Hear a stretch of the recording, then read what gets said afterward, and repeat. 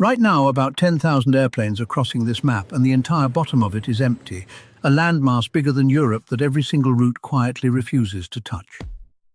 Here is the strange part. No law bans flying over Antarctica, and cutting across it would genuinely shorten some routes, yet airlines burn extra fuel to swing wide around the ice. Long flights obey an invisible rule.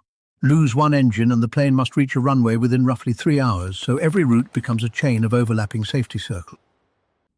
Now count the proper commercial airports on a frozen continent 1.5 times the size of the United States. 0.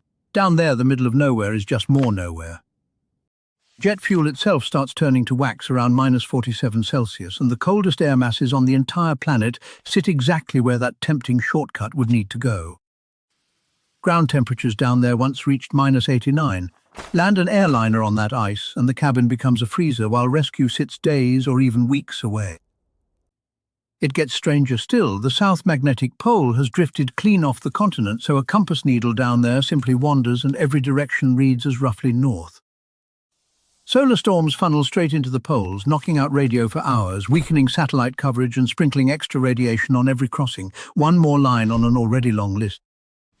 And yet airplanes cross the North Pole every single day with the same cold air, the same magnetic weirdness and the same solar radiation. So the poles alone are not the problem. Flip the globe and it clicks. The Arctic is an ocean ringed by runways, while the Antarctic is a continent ringed by empty ocean, a shortcut with fuel stops versus a dead end. But none of that explains why airlines truly treat this place differently, because that reason has a name and a date, a volcano called Erebus in November of 1979. A sightseeing flight left New Zealand that morning carrying 237 passengers south, and overnight someone had quietly corrected its course coordinates without ever telling the crew. The corrected numbers shifted the path 45 kilometers east, away from a flat, safe sound and straight toward Ross Island, where a volcano rises nearly 4,000 meters. Antarctica can make a mountain disappear. Sunlight bouncing between cloud and snow erases shadow depth and horizon until a rising slope reads as endless flat white distance ahead. The crew flying in what looked like perfect visibility never saw the mountain. All 257 people aboard were lost, and Antarctic sightseeing stopped almost overnight. That crash forced aviation to take polar illusions seriously. Whiteout was not pilot error, but the continent itself deceiving human eyes, and the rules were rewritten around that lesson.